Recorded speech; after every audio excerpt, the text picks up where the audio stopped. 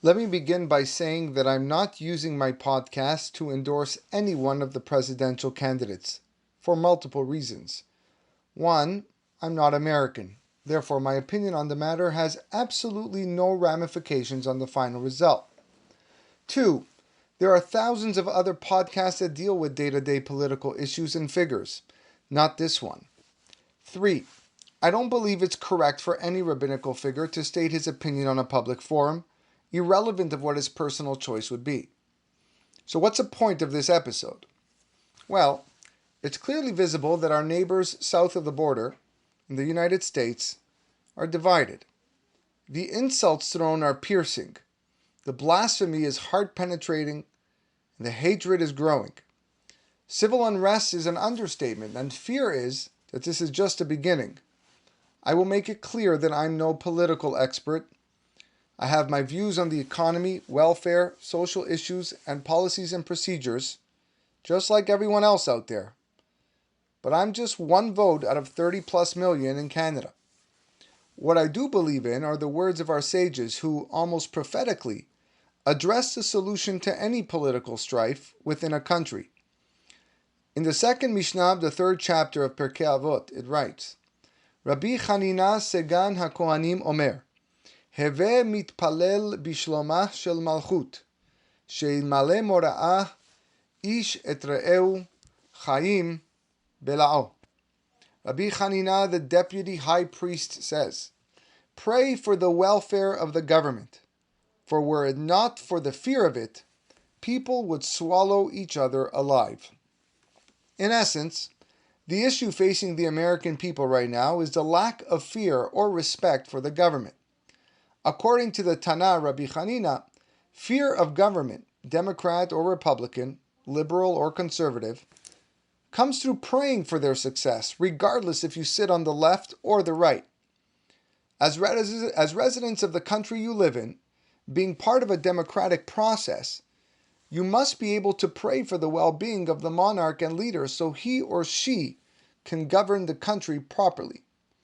It's for that reason the custom in our synagogues is to pray for the welfare of the government during multiple occasions throughout the year, none more important than Yom Kippur, because our future, our physical and spiritual journey which come along with our life choices have a lot to do with the government and monarchy in power. When the inverse occurs, you literally end up with Chaim Belao, people swallowing up each other alive. Riots, looting, arson, verbal abuse, physical assault and battery, burning flags, civil unrest, and heaven forbid, civil war. A person who can't find it within himself to be thankful and be blessful of the country who provides him with civilization lacks a lot more than he thinks. Rabbeinu Yonah addresses this in his commentary to the aforementioned Mishnah.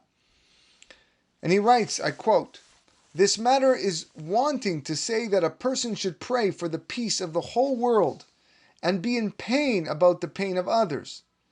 And this is the way of the righteous ones.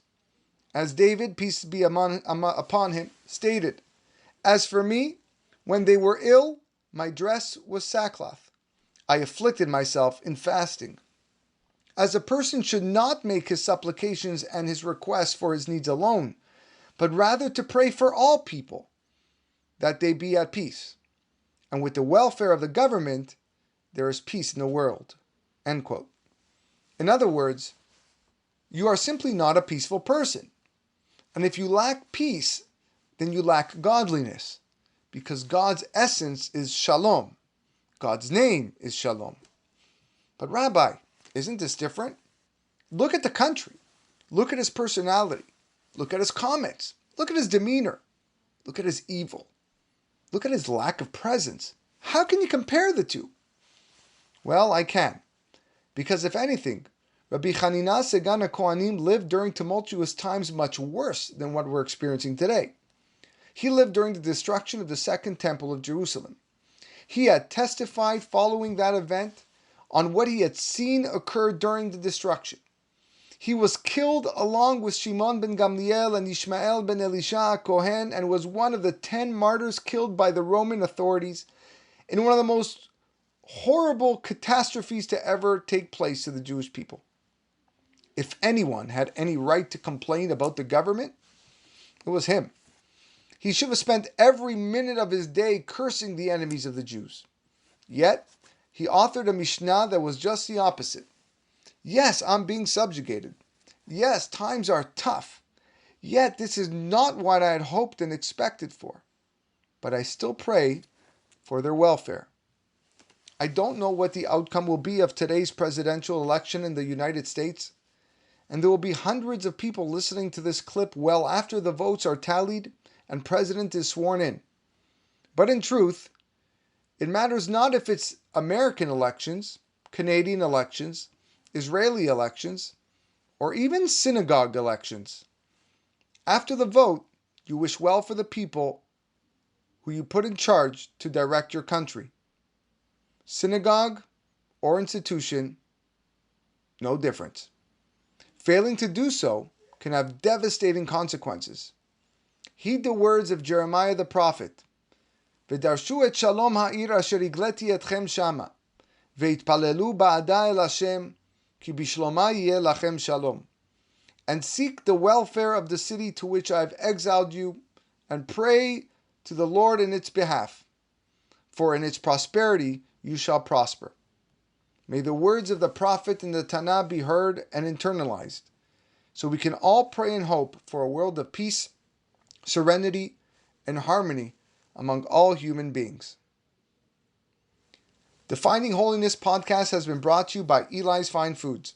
Serving the Greater Toronto area for over 25 years, Eli's has been a staple in the kosher food industry, offering catering and takeout options in locations across the city. For more information, check out their website at elisfinefoods.com. To sponsor an episode or Torah class, email us at findingholiness@gmail.com or support us directly using the link atop the webpage at findingholiness.buzzsprout.com.